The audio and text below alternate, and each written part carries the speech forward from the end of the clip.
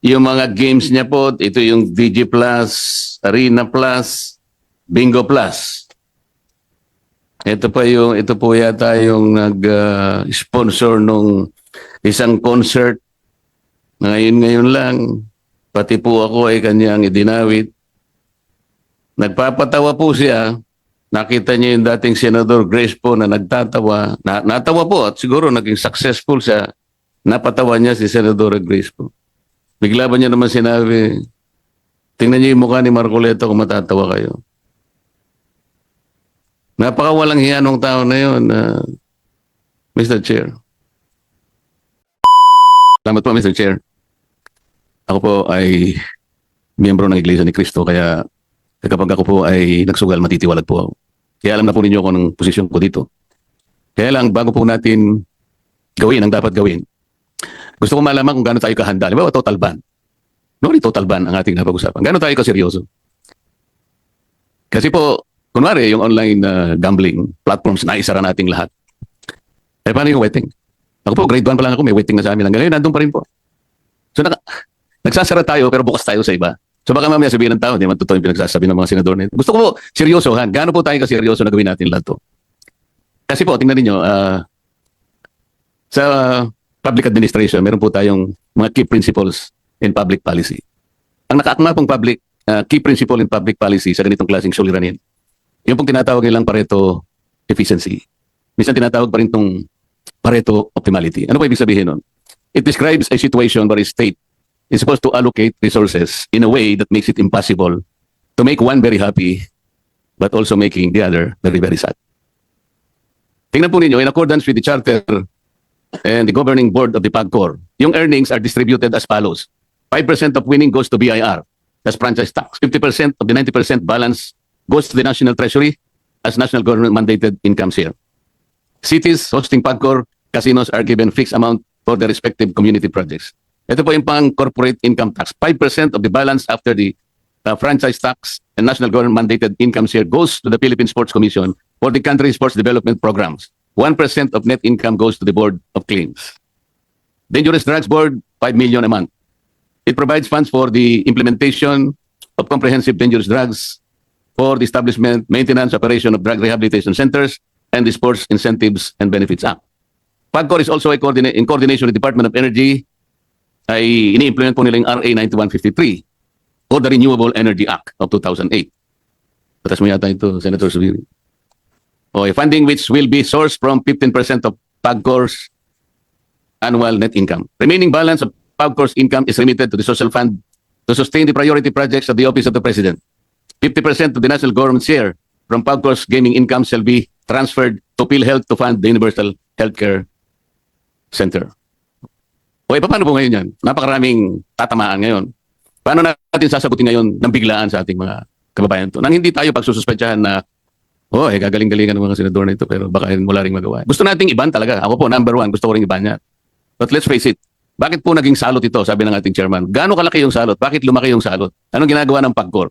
Ang PAGCOR po, sa aking pagkakaalam, kayo po ang may mandato nito, Presidential Decree 1869, as amended by PD 1993, Executive Order 260, at saka RA 9487. Whereas, sabi po niya rito, let me read this, Mr. Chair. PAGCOR's operation has enabled the government to identify the potential sources of additional revenue, provided games of chance are strictly managed and made subject to close scrutiny, regulation, supervision, and control of the government. Bakit nagkaroon ng breakdown ng control, ng supervision, ng scrutiny?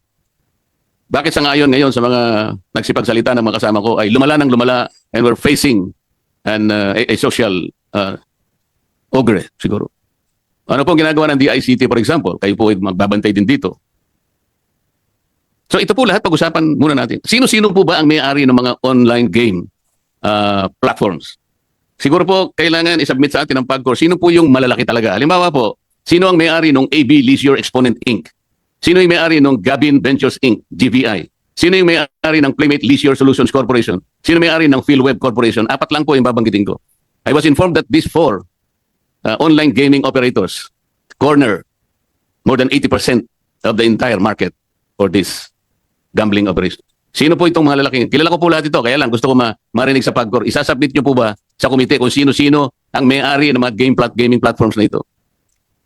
Mr. Pagcor, can you make a commitment na i-submit po ninyo? Your Honor, we will submit the list and the beneficial owners of all the companies that not only you have mentioned, but lahat na po yung kulang 70 lang po kasi yung may lisensya. Meron pong purely online lang, merong physical casino at meron ding online casino. Opo, Your Honor, amin pong isusumite ang dalawang uri ng pagmamayari na inyong tinatanong. Una po, yung sa land-based casinos, yun po yung tinatawag ng mga integrated resorts. So kung saan yun po ay may mga iba't ibang pag-aari din. Ngayon meron din po yung mga land-based casinos na yon, na integrated resorts, sila po ay meron ding online gaming na negosyo, nakalakip sa kanilang lisensya. At bukod po doon po sa online gaming companies, isusumiti po namin sa committee yung pong pangalan, una yung pangalan nung may lisensya, pangalan ng lisensya, at pangalawa po ay kung sino po ang mga beneficial owners nito. Kulang 70 po lahat, Your Honor. Isusumiti po namin lahat yon sa committee. Ang siguro po, Mr. Chair, ang kailangan natin para mas maging malinaw, sino yung official owner, sino yung beneficial owner, sino yung gaming system administrator, ano yung mga games. Katulad po ng halimbawa, itong AB Leisure Exponent Inc.